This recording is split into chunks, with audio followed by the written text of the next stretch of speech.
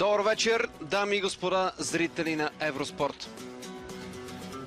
Вече сме март месец и за поредна година е време за световното първенство по фигурно парзалене. Мястото на събитието – Лондон, Онтарио, Канада. Едно от най-чудесните места за фигурно парзалене.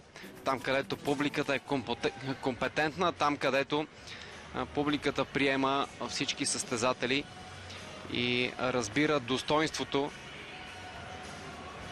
което притежава всеки един от фигуристите, които ще видим в следващите 4 състезателни дни.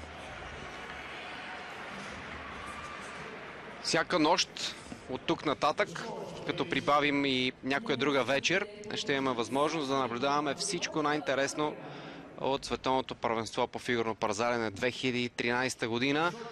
Пряко от градините на Будвайзер.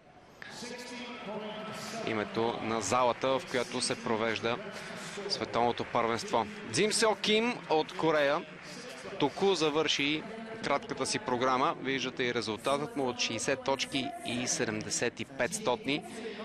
Шесто място за него във временното